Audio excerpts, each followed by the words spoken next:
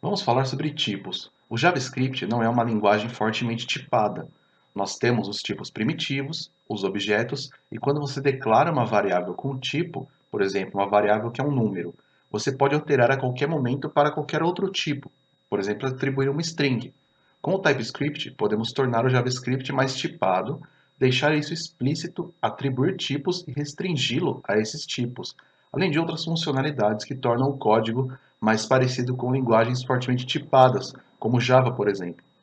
Para atribuir um tipo, podemos utilizar dois pontos e escrever o tipo que queremos. Por exemplo, aqui em tarefas, dois pontos, string.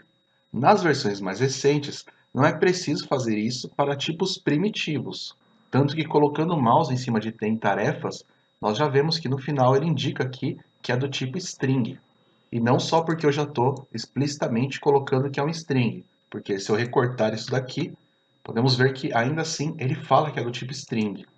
Tanto que como eu atribuí esse tipo string para uma string, se eu colocar o mouse sobre a string aqui, que está com esse underline amarelo, ele fala que é trivial, que eu não preciso colocar um tipo de string em uma propriedade que já é do tipo string.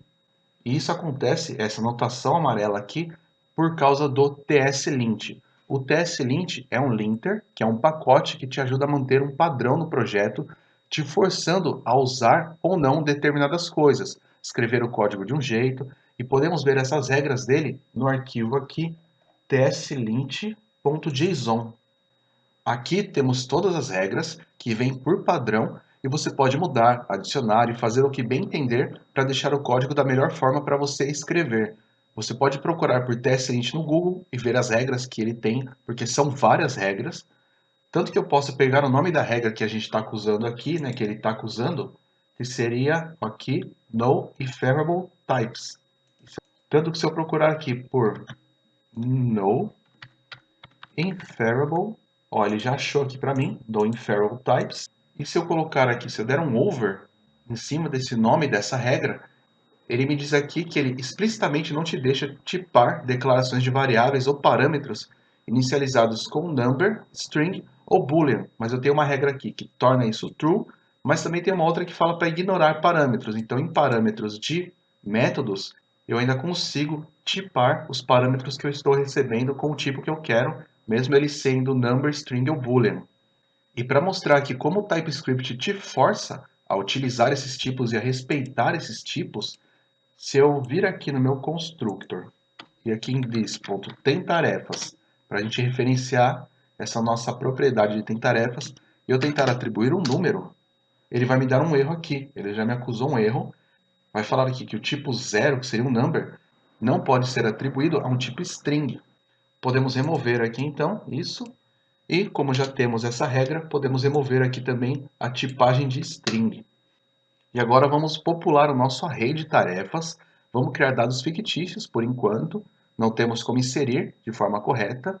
E as minhas tarefas vão ser basicamente duas coisas: um título e um status. O título vai ser uma string e o status será um número, pois é mais fácil de trabalhar assim.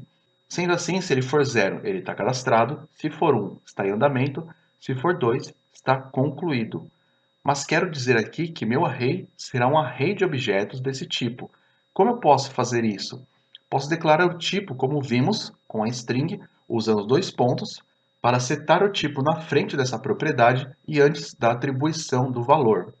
E aqui podemos então fazer de duas formas. A primeira seria utilizando a interface de array para dizer que vai conter um objeto com o título e status, como por exemplo array. Então ele vai ser do tipo array, e dentro de cada posição desse array, eu preciso ter um título, que vai ser uma string, e um status, que vai ser um number. E a segunda forma seria implicitamente dizer isso. Então eu posso apagar aqui essa minha interface do array, aqui no final também, e depois do meu objeto, da declaração do meu objeto, como vai ser cada posição dentro desse array, eu abro e fecho um array dessa forma. Pode ver que ambos estão corretos. Aqui eu estou dizendo que vai ser um array com esses objetos, e aqui também é um array com esses objetos. Pode ver que aqui é até a mesma forma que ele mostra para a gente. Ó. Eu prefiro trabalhar com a forma de cima, porque é mais explícito, mas você pode trabalhar da forma que você achar melhor. Então eu vou comentar essa de baixo só para deixar aqui como anotação.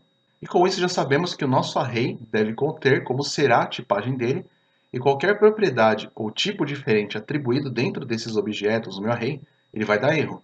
E o legal da tipagem não é só para manter um padrão ou impedir erros ao atribuir algo de errado, mas também para ajudar no IntelliSense e autocomplete dos editores. Eu consigo, por exemplo, pegar o status de um item dentro de tarefas, como também posso usar algum método do array de tarefas. O TypeScript te ajuda muito nisso.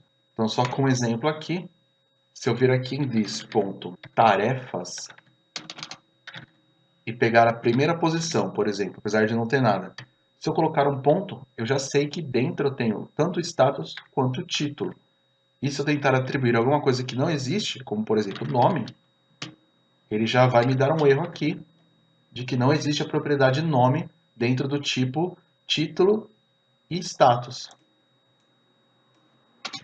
E a última informação aqui é que você pode atribuir tipos para retornos de funções e métodos, como por exemplo aqui estou retornando uma string, e também para parâmetros. Eu poderia colocar aqui o nome então, né?